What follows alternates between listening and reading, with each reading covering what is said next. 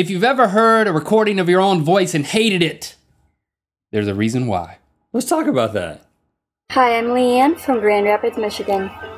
Good mythical morning.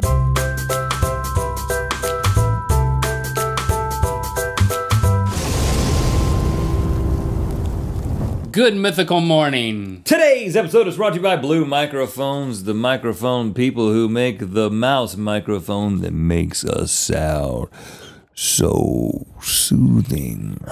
All right, In tomorrow. the morning. Are you done? Are you done? I'm soothing the people with my voice. Okay, tomorrow is, we're going to do this again. Bring a friend to Good Mythical Morning. We appreciate all the response that you guys gave last week on this. Inviting your friends. The key to this growing is you inviting people to participate. Well, isn't it just two guys sitting at a card table talking? I mean, what? Am I supposed to watch that? But one of them has a soothing voice. And yeah, in a way, yeah, that's all it is. But hopefully you can do a good job of selling it. Say, listen, it may just seem like this, and maybe that's all it is, but it's great, and it'll give us something to talk about. So bring them tomorrow, and then you'll have some common conversation to happen. Today, let's talk about voice recordings played back to yourself, how you react to it. Now, everybody's had this experience, or at least I think a lot of people have. And my voice is so soothing that it sounds soothing to me when I hear it recorded, so I don't know. No, not even. I'm just kidding. Everybody has had this experience at some point where you listen to a recording of your voice and you're like, I don't like the way I sound. It's like, why do I sound like that? Do I really sound like that? Yeah, right. Is that me talking? This could be home. I hope not. Home movies, because everybody makes home movies. Right. Yeah, let's say cell phone movies. We've kind of moved into that realm. I'd say It's not 1987, you mean? All right, a perfect example is your voicemail greeting. Yeah. I hate that. You do your voicemail. Hey, this is Link. You haven't reached me. Leave your number and stuff. And then you play it back. It's like, wow, I sound like an idiot. Yeah. And then you do it 5 more times. Still sound like an idiot. And then you realize that like people have gathered around and they're watching you and you're looking at you like this, like, what an idiot. What an idiot. That's why I got James Earl Jones to do my greeting. Really? Yeah. I'll need to call you sometime. Yeah. I actually tried to do my voicemail greeting one time in the bathroom of a public restroom. You wanted reverb? No, when I was working for IBM, I was in a stall sitting there, and I decided it would be a good time to do it, and that was also stupid. Yeah. Because when I came out, there was a whole crowd of coworkers out there looking at me like, "What are you, stupid? You've reached Link.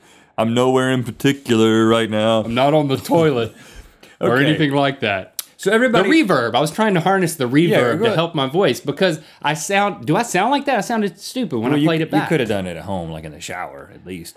So are you about to give us comforting information that will make us feel better about the fact?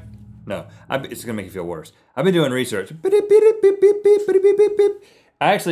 I went to the site, Mental Floss. Good site, by the way. They've got a lot of stuff. Catchy name. Makes you feel smart. Okay. And they had an article over there about why this is, that when you hear your voice in a recording, you don't like it. Okay. I'm not going to tell you why. I just thought I'd... No, I'm going to tell you why. Okay, Look it up. Well, first thing is, it's enough of a common experience that there's an article about it. So that's at least the good news, that everyone experiences hating their own voice in recorded format. Well, I think a large percentage of people do, and that is because when you talk to me, Link, I hear your voice waves, your sound waves. I'm going to get really scientific here. Sound waves leave your mouth. They go into the air. They bounce around in the air. And then my big ears catch them and grab them and suck them into my ears. And then my ear sends them to my brain. That's scientifically what happens. Okay. So, but the only thing that I'm hearing when you speak is what's going through the air. However, Link, please don't touch my ear. When you speak, you hear your voice in a number of ways. You hear your voice going into the room and then coming back into your ears.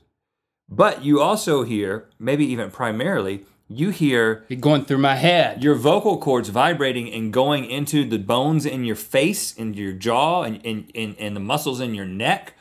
And this vibration kind of going directly to your ears. And your ear bones are picking those up.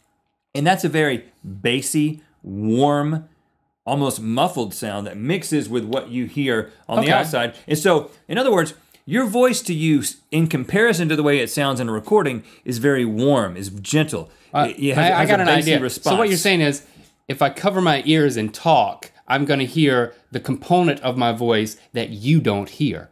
I'm going to do that right now. It sounds very warm, and it sounds very muffled. Kind of sound like but a DJ. It sounds deep, and I'm actually developing a new level of self-esteem by listening to myself this way. The problem is that that's not a practical thing to do. Well, I think if you really want to go into a conversation with confidence, I think the application is stuff your fingers in your ears, and then all of a sudden you have a higher degree of confidence that you sound like an awesome talker. That's what I want to be in life, an awesome talker. But this got me to thinking. It does make sense, though. That's the reason. But it got me to thinking, I remember this being something that I experienced on a regular basis. But then, over the years, we've recorded ourselves talking so much and watched back most of it. As a matter of fact, we're doing it right now even. It continues. And so you end up hearing yourself so much coming through speakers that I think I have lost the ability to really decipher the difference between my voice recorded and my voice spoken. Yeah, it's so just kind of all blended. We've basically come to grips with what our voices sound like to other people because we've been those other people in playback. Yeah, to a really high degree. But here's the deal. I think that it's had another completely different effect on us, hearing ourselves over and over again. And I think that, my friend, is that we have changed the way that we speak. Well, yeah, I can't disagree with that. I mean, even back when we were, doing the Vault episodes where we showed older versions of our videos, and we went back to some of our earliest videos we made, like when we were talking about Velcro, the first thing we thought was, wow, I talk different. Like my voice was higher and quieter, and I think part of it was just not knowing how to conduct myself on camera. Didn't know how to hold your arms. But then in terms of the voice inflection and the confidence and the power of it, but even beyond that, the accent. I think what you're saying is that we've changed our accents. We've definitely changed our accent. Based off hearing ourselves and hating it. Now, this is something that everybody experiences. I mean, there are very few people on Earth who, especially, I would say 18 and younger, people who are still developing, who move into a place where everyone speaks in a certain way and they don't change the way they speak. This happened to me. I was born in Georgia. I moved to California at a young age. I began talking like I was from California, but then at age of 6, I moved to North Carolina. I live in California now. And then within a couple of weeks, if not months, I'm moving to a place called Carolina. I began talking like everybody. I began talking like Link. What's your name? Like this. My name's Rhett. I didn't talk like that once I moved to North Carolina. I talked more like this. After a couple of months. But this is probably a little bit more exaggerated than it My was. voice was even higher. I talked like this. I really did. I'm not exaggerating in any way. I talk like an old country woman. Now, we had a very thick Southern accent. And if you look back at the experience that we've had, and that is growing up in North Carolina, going to school at NC State University, graduated from NC State University, living in the Raleigh area, Fuquay Varina most of the time, there wasn't any regional influences on us that would cause us to change the way that we speak. However, we changed the way that we talk significantly. And I want to get to the bottom of it. I want to get introspective here. Well, first of all, I don't hate Southern accents. I definitely don't hate my own Southern accent. But I don't know, maybe it just had to do with trying to reach a global audience. I don't think that having a Southern accent means that you are stupid. But I think subconsciously, there's a lot of people out there who equate a Southern accent with a lack of intelligence. Oh, you sound backwoods. You sound uneducated. You sound like you don't know what you're talking about.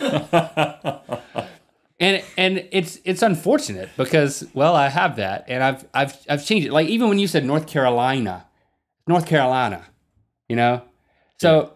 Why did we do it? I think to mitigate the stigma associated with our Southern accent to reach more of a global audience. Don't think we're stupid, please. Well, and that's sad. Okay, but I think that's the truth. Well, I think it's true. I don't think it's necessarily sad because I do think that First of all, people out here know within one sentence that we're from the South. Even now, yeah. There's a lot of people like, you guys don't have any accent. And a lot of people in the South may think we don't have any accent. But when you come out to a place like California, they immediately know that we're not from around here and that we're from the South. Because we still do have somewhat of a Southern accent.